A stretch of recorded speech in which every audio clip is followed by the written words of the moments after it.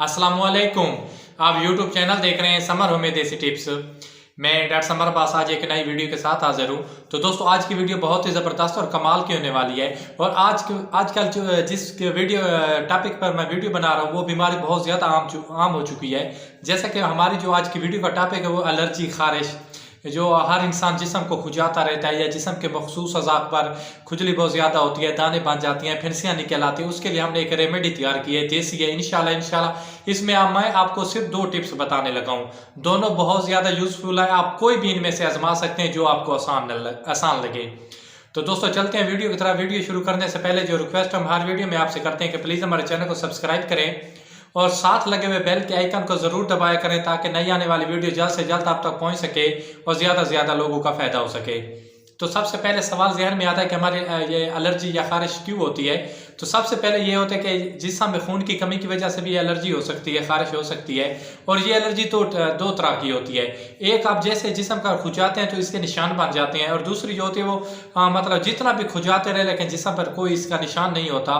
ये दोनों एलर्जियाँ जो हैं, ये दोनों किस्म की एलर्जियाँ बहुत ज़्यादा मोहलिक हैं और बहुत ज़्यादा यानी कि इंसान को एक गलत बना देती है। मतलब है ना, बहुत ज़्यादा तकलीफ दे होती हैं, या मतलब इंसान हर वक्त पर परेशान रहता है, जिस्म पर खुजाता रहता है, नींद नहीं आती, दोस्तों में नहीं बैठ सकता। इससे एलर्जी से खांसी आना शुरू हो जाती है। एलर्जी की बहुत सारी इकसाम है, बस ये है तो एक बाहर वाली एलर्जी होती है, एक अंदर वाली एलर्जी होती है। तो जो मैं आपको रेमेडी बताने वाला हूँ ये दोनों एलर्जी पर मुफीद है, चाहे वो बाहर वाली एलर्जी है जिस्म के बाहर है, या जिस्म के अंदर खून में भी एलर्जी होती है, या वो ये दोनों के लिए बहुत ज़्यादा मुफीद है। तो सबसे पहले आपने करना क्या है कि आपने करना क्या है, जैतून का तेल लेना है, बिल्कुल देसी होना चाहिए, ओरिजिनल होना चाहिए, उसमें किसी चीज़ की मिलावट नहीं होनी चाहिए। और लीमू का रस लेना है। आपने जितना जैतून का तेल लिया है उतनी मिकदार में आपने लीमू का रस लेना है। इन दोनों चीज़ों को आपस में मिलाना है। एक ये हमारी रेमेडी हो गई। इसके साथ जो दूसरी रेमेडी है वो ये है कि आपने तकरीबन 200 ग्राम सरसों का तेल लेना है, उसे फ्राई पैन में डाल के गर्म करना है। उसमें लहसुन की 4 से 5 अदद फलियां डाल देनी है और उसको मतलब हल्की आंच पे इतना पकाना है कि वो जो लहसुन की फलियां वो जल जाएं। जैसे जल जाए तो आप उसको छान के एक मतलब साफ बोतल में रख सकते हैं। ये दोनों नुस्खे हो गए, एक जैतून वाला हो गया, ये एक सरसों का तेल वाला हो गया।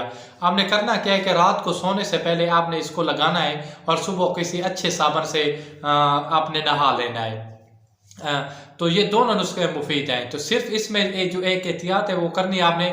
जो कपड़े आपने शाम को पहनने हैं, जैसे आपने नुस्खा लगाया है तो फिर सुबह नहाने से आपने कपड़े चेंज कर लेने, दूसरे कपड़े पहन लेने हैं और ये कपड़े आपने धुलाई के लिए दे देने हैं। फिर आपने नेक्स्ट नाइट भी यही करना है। और ये नुस्खा आप 1 हफ्ते तक मुतवातिर इस्तेमाल करें। इनमें से कोई एक नुस्खा, या जैतून के तेल वाला या सरसों के तेल वाला, एक नुस्खा आप इस्तेमाल करें।